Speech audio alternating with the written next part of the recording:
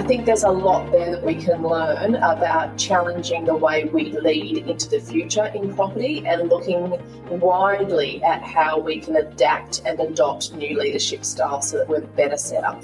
That's Amanda Steele, ISPT's Group Executive, Head of Property.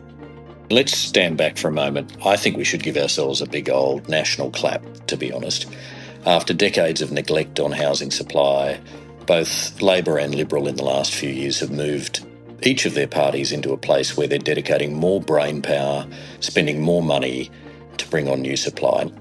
And that's more than they've done in our lifetimes. And that's Mike Zorba, CEO of the Property Council of Australia. And I'm Catherine House, your Talking Property podcast host. I spoke to Amanda Steele and Mike Zorba following the Property Council of Australia's annual Property Congress in Townsville, which I attended last month to find out what's top of mind for the industry's key decision makers. Earlier this month, we issued our first Congress podcast featuring Simon Kustamaka, a prolific and very entertaining commentator on demographic and societal trends. If you haven't had a chance to tune in, it's worth a listen.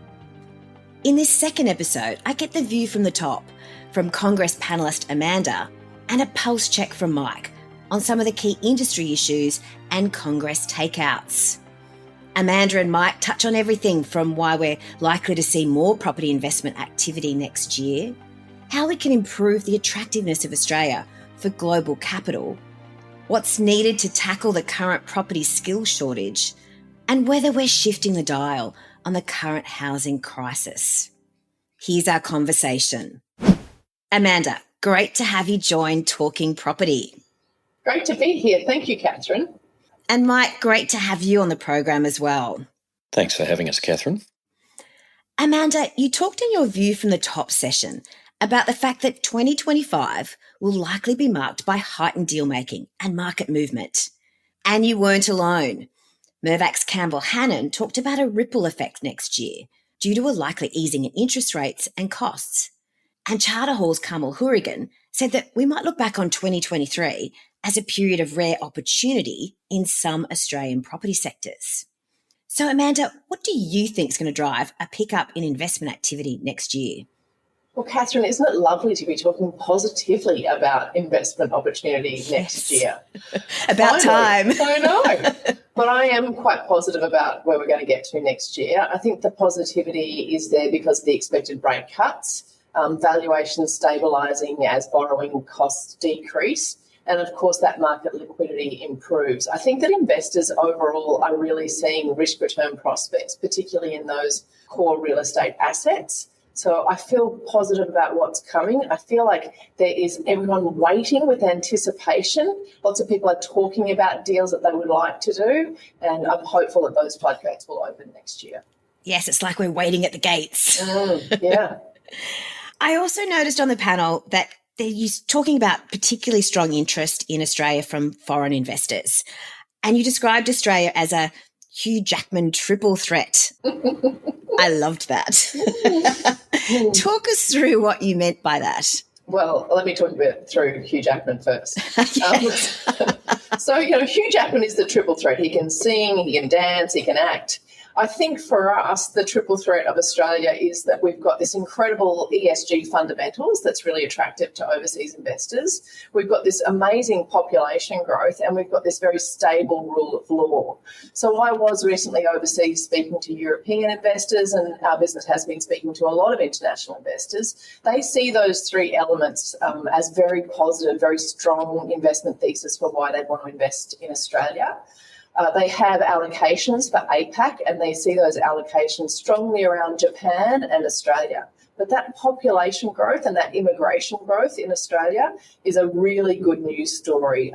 It was music to my ears speaking to those international investors on just the opportunity that they saw in this market.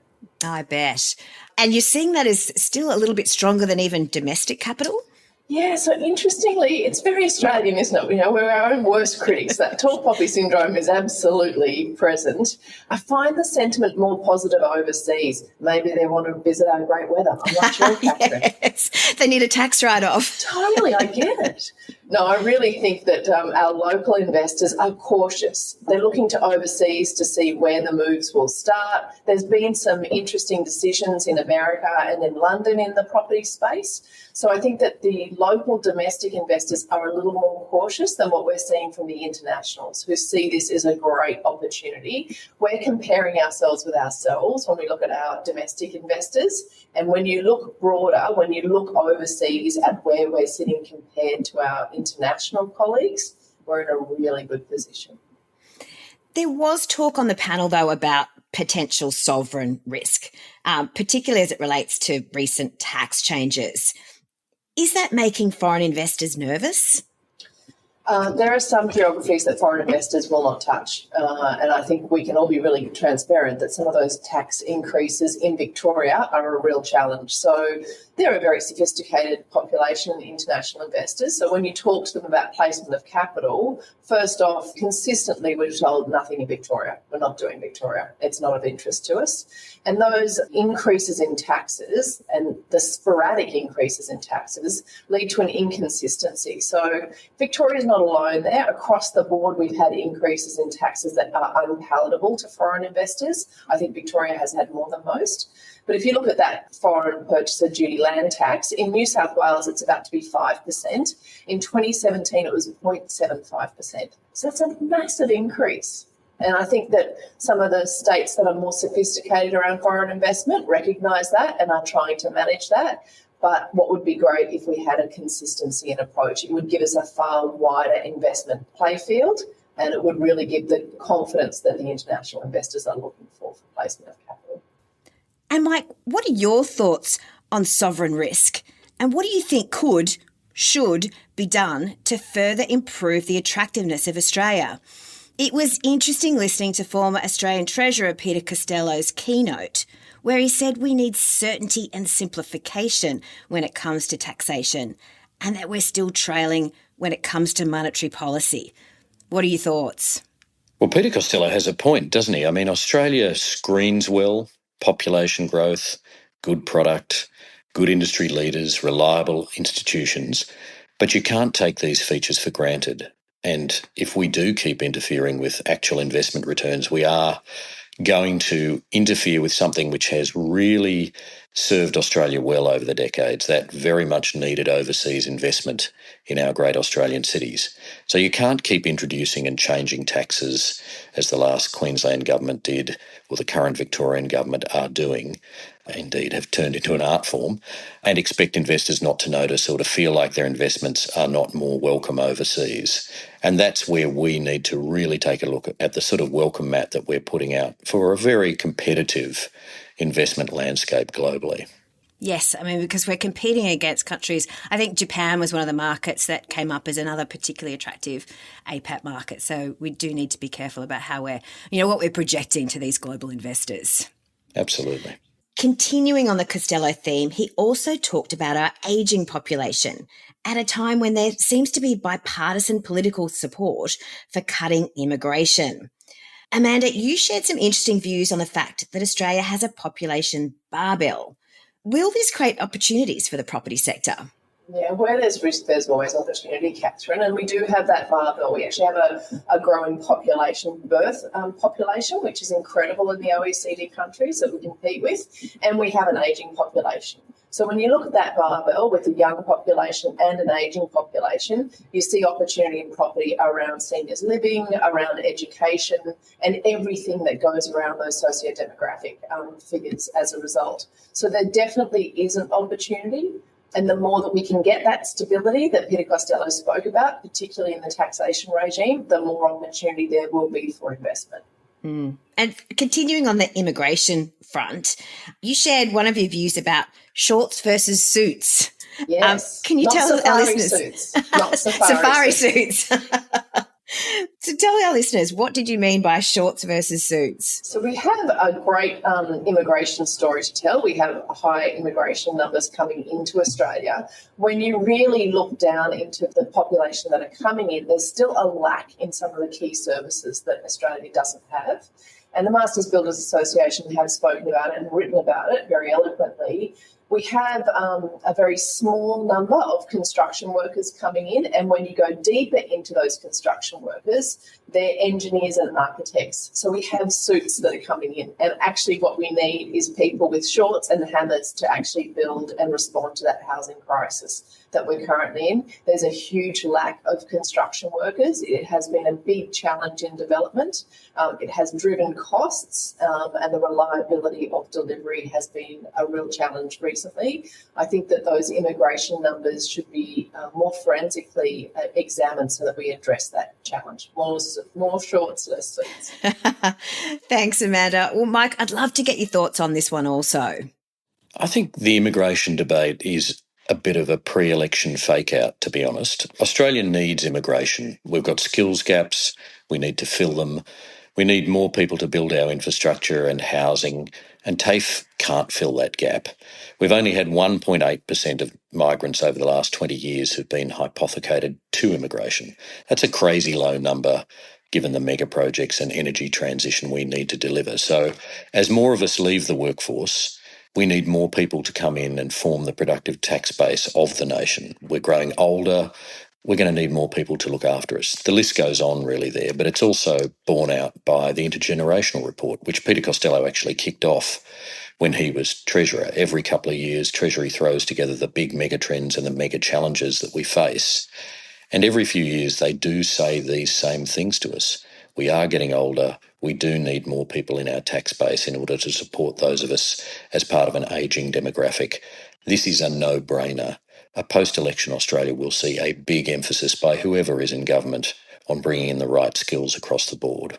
And I guess another of this year's perennial topics has been the housing debate. From the 1.2 million new homes target to stalled BTR legislation to the student visa cap. And the housing crisis was certainly high on the agenda at conference. I found it was interesting to hear one of the presenters saying that there was no short-term fix and that it could be 3 to 4 years before we see real change.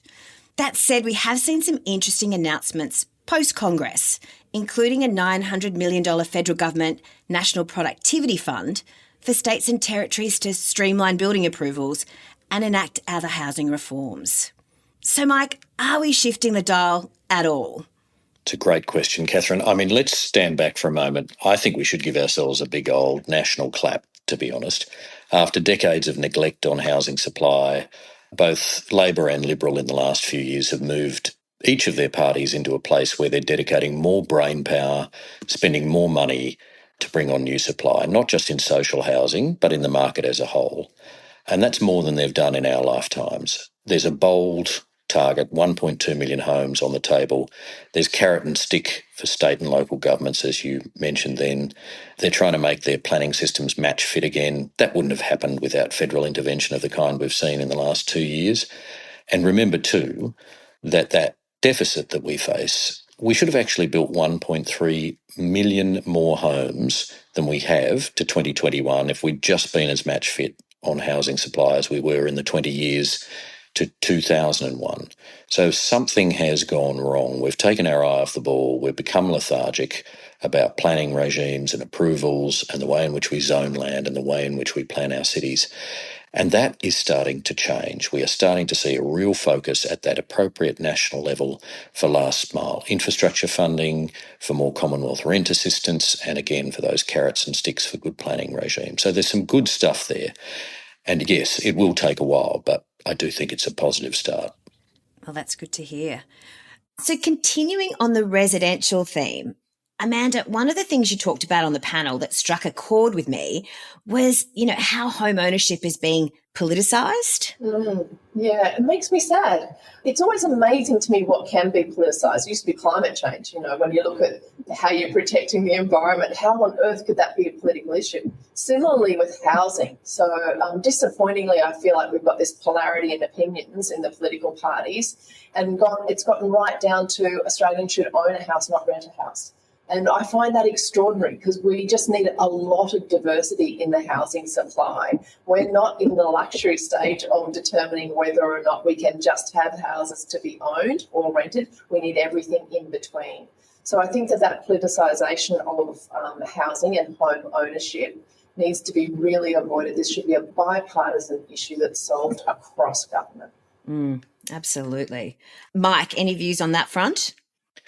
Look, I think if you ask people in the privacy of their own cloistered garden, do they want to own a home? They probably do. The vast majority, more than 9 in 10 Australians, would ultimately want to own a home.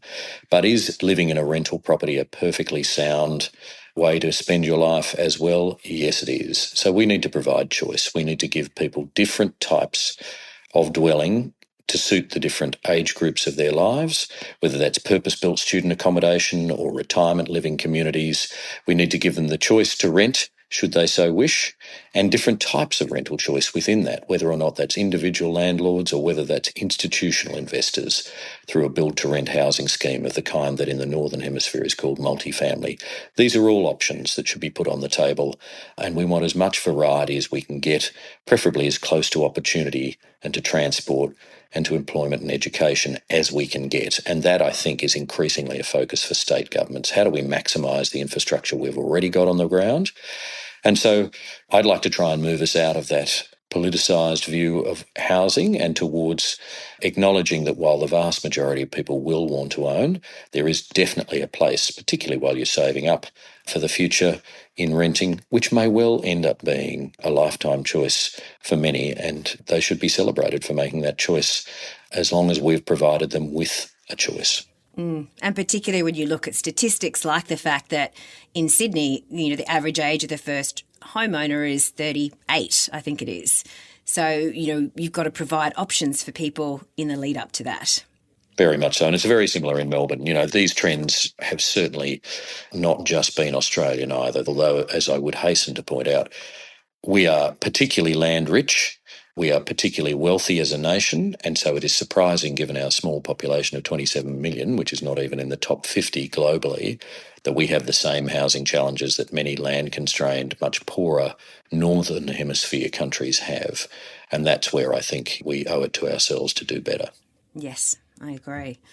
So in a bit of a change of gear, one of the questions from the audience on your session, Amanda, was about AI and technology. So I guess a question for you both about where you see the opportunities and the challenges when it comes to AI and technology. Mike, perhaps you could kick us off. Broad topic. Yes, it is. I was going to say, I was leaping into the pragmatic response. It is a broad topic. We do have an AI and asset tech roundtable. So the Property Council sees that opportunity and knows that there will be regulation and a great deal of learning and consensus required in our industry as the scale of that opportunity unfolds. The reason AI and other tech is going to be so transformative in the same way as landlines becoming smartphones, it has been transformative in our lives, is those additional sources of intelligent analysis of how we, each individually and our organisations, can work better and do more is a radical productivity booster. And we haven't even begun to touch the sides on what that will do in our, future workplaces. But certainly we want to be there with our members as they investigate these challenges, and also as I think they face more and more regulation in this area. We're seeing a large degree of interest in all matters internet out of this federal government, and that will continue, I think, at a national level, but also potentially at a state level. So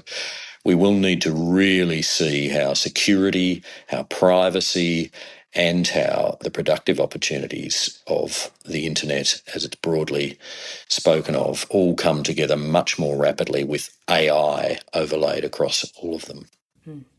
So, Amanda, Mike mentioned productivity. What are you seeing in the AI and tech space?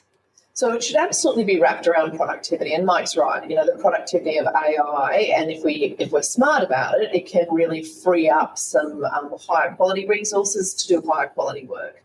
The opportunity in property, of course, is data centres, and that's such a hot topic at the moment. But let's be smart about how we look at the data centre supply and the challenge we have of infrastructure, both energy and water, of which data centres are very high users. So there's an opportunity there for some smart ESG thinking and planning, but also an opportunity and a challenge for us in dealing with access to infrastructure.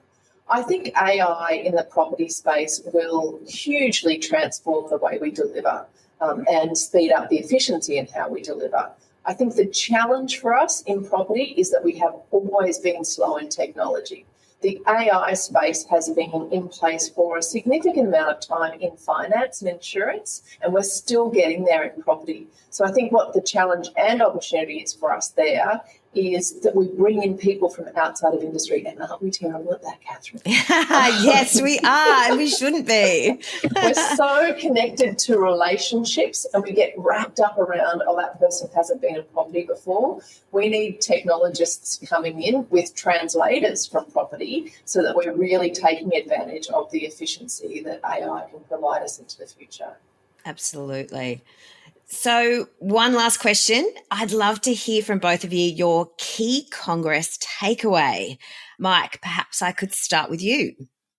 I think our new Property Council President, Carmel Hourigan's observation, actually, that volatility is persistent reality, leads us to think that we should actually be prepared for inevitable change. Every year that we remain in the workforce, there is going to be flux, and that is going to require a growth mindset, adaptability, and I think a sense of optimism, knowing that we as a nation have advantages over others, but also that our industry has a vital role to play and is better led, in my view, than many others. So there's a lot of opportunity ahead, and we should work with governments and communities to unlock it. And Amanda, what was your key takeaway? Well, look, it was Mike's party, Congress, of course, but it was fantastic and really great speakers and fantastic discussion. I think the key takeaway for me was listening to, Peter Costello, Peter Dutton, Jonathan Thurston, Kathy Freeman, all of those leaders, and the incredible shift that we're seeing in the socio-political space at the moment. We're seeing that in America and Europe and Middle East. And what's really clear is that globally, there's a need for new types of leadership. That political system is not working for the young people coming through. They don't see a solution in the traditional political systems and parties. And when you look at that incredibly creative leadership that are looking at new ways of solving, like Jonathan Thurston, like Kathy Freeman, I think there's a lot there that we can learn about challenging the way we lead into the future in property and looking widely at how we can adapt and adopt new leadership styles so that we're better set up for the future. Oh, I love that. Thank you so much, Amanda, for joining Talking Property.